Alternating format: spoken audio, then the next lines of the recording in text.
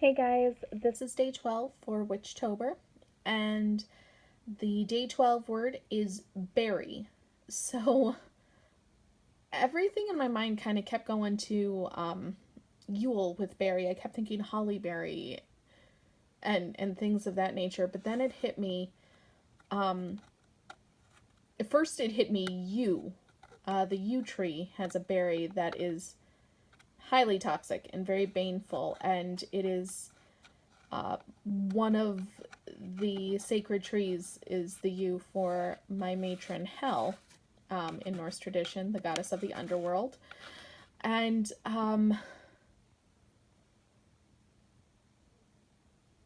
kind of sat there, I'm like, oh, well, if that's where my mind goes, aside from Yule, that's probably what I should craft for. So I had wanted to do a series of candles, a very limited series of candles, for Samhain called the Ladies of Samhain collection. So basically the goddesses that are connected to that Sabbath. Not all the goddesses, but a few select ones. And Hel, of course, was on the top of that list. So I thought, well, perfect. I can do this as part of my Witchtober dedication as well.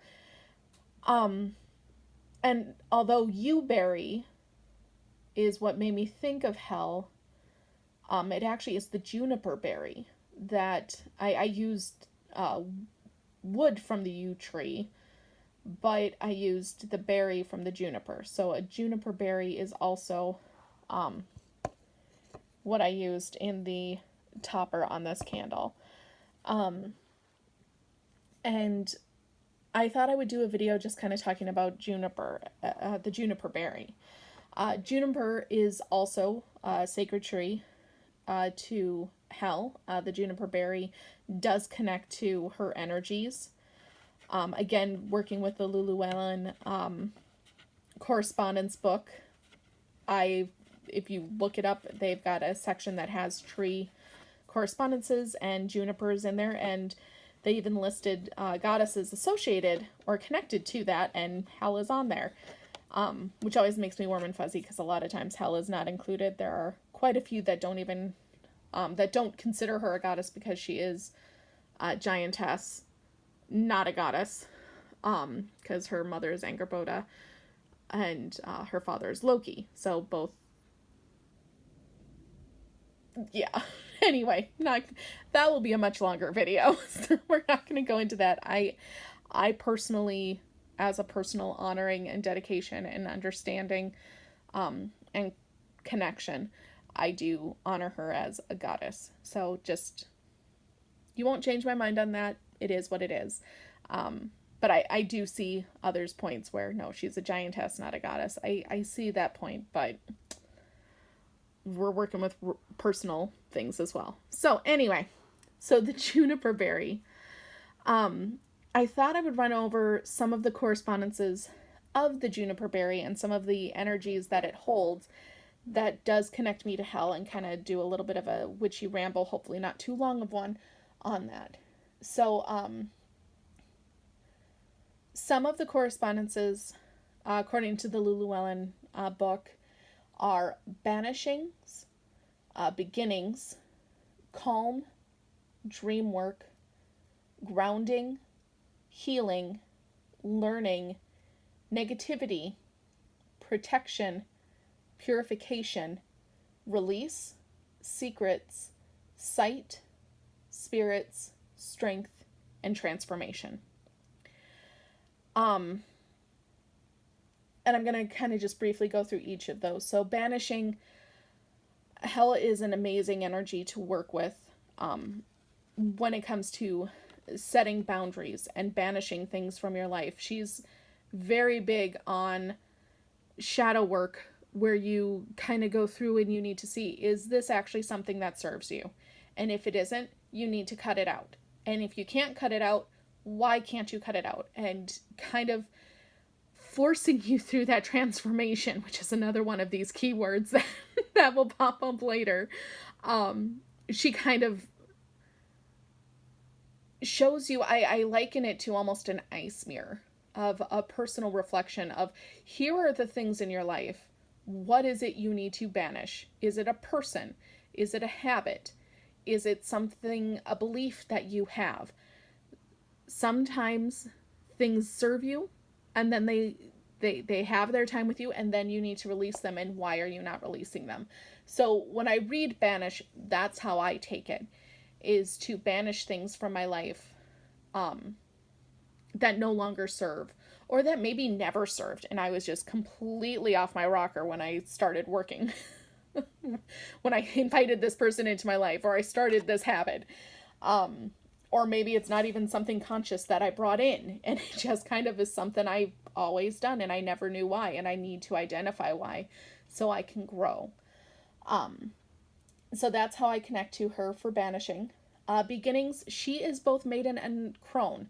She is half skeleton, or half corpse. Some people connect to her in that way. And half maiden. Half beautiful woman, half, crone, zombie, skeleton woman. So beginnings are very much a thing for her.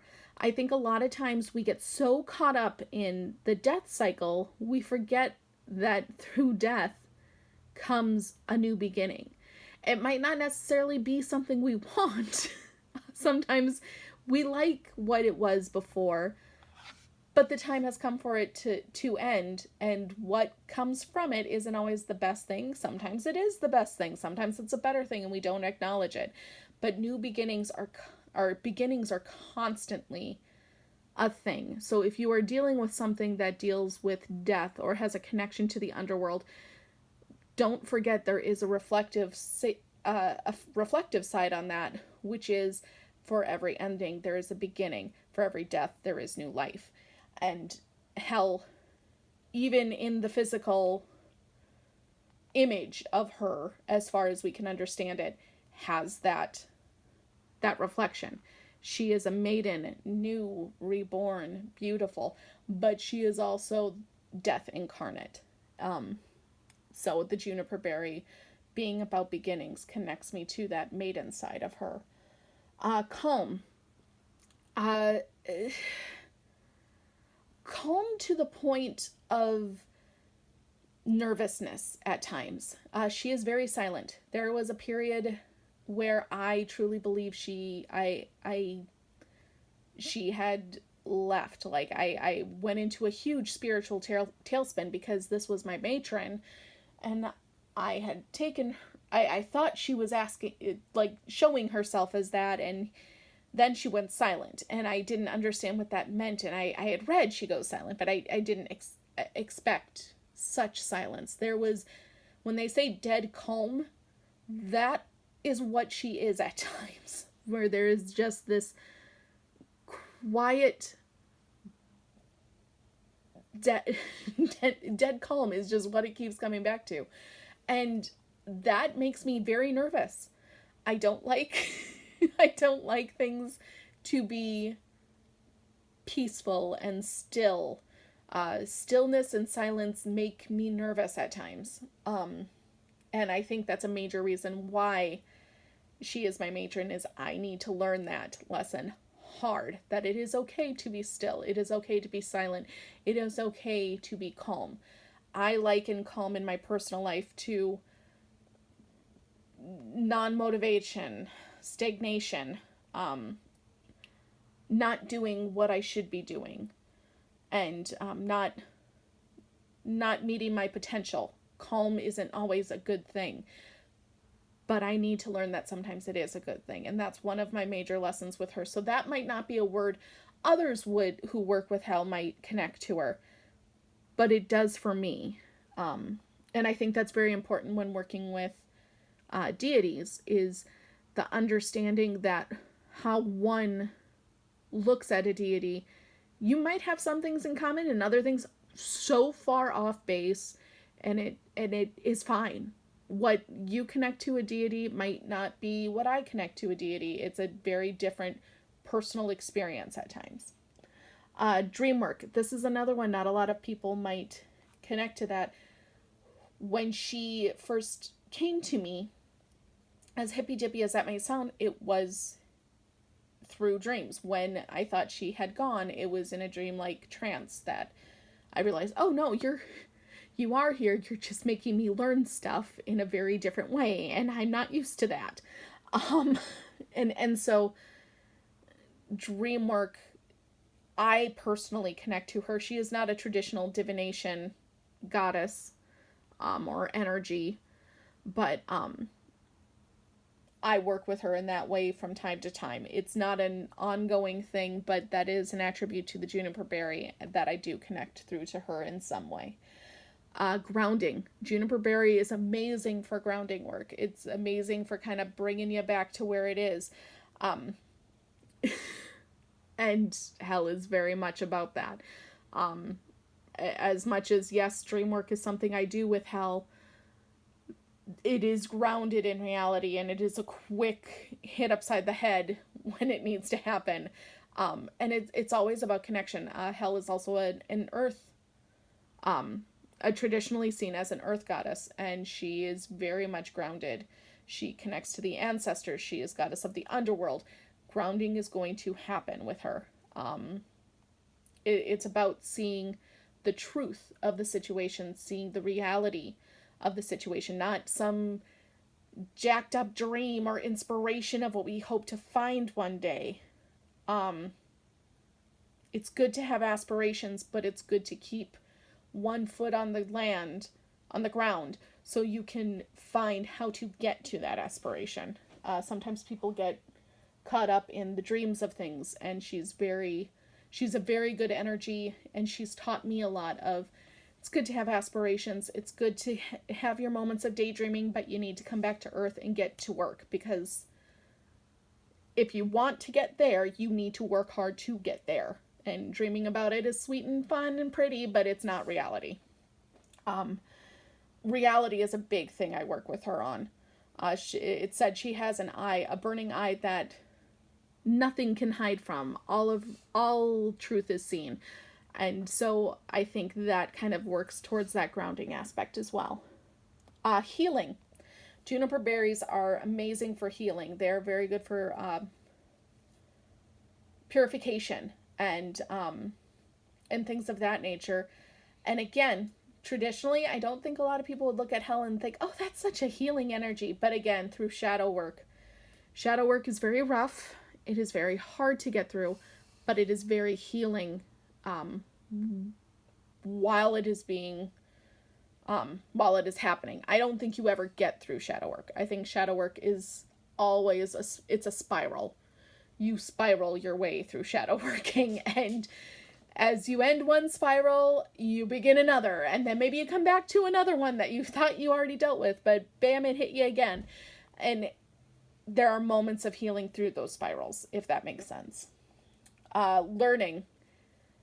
I connect anything that deals with learning, wisdom, knowledge, connects to the deities that I work with. It's kind of a gimme. So juniper berries are associated with learning. I learn quite a bit from my matron from hell. Negativity. Again, kind of reflecting back to that shadow work. Maiden and crone. Crone sometimes has negativity with it. There's not always happy wisdom. It's sometimes a lot of hard knock life things that you have to work through and process through and deal with. And so you're going to have that negativity that comes along with the positivity. And it's about finding that balance. Protection. Very protective force. Again, it kind of works with that banishing. It connects to you protect yourself by cutting out and releasing that which doesn't serve. And if something is cutting in on those boundaries you've set, you need to get better defenses. Purification, kind of already talked about that as well with the healing. And also release and everything else. When you see something that doesn't suit you or doesn't help you, it doesn't challenge you, it doesn't push you further. When things get too comfortable, you kind of need to look at what's comfortable and maybe see, is that really serving me? Because complacency is not a good learning tool either. So purification with hell, I take as cleansing, purifying my own lessons and my own knowledge, like, if this isn't serving me, I need to acknowledge it and move on. Release. I've spoken about release several times. She's very big on shadow work, very big on that release aspect. Secrets. Again, she has that burning eye from which nothing can hide. She is known as the hidden one, but nothing can hide from her. Secrets are not something that are going to be kept when working with her. Sight.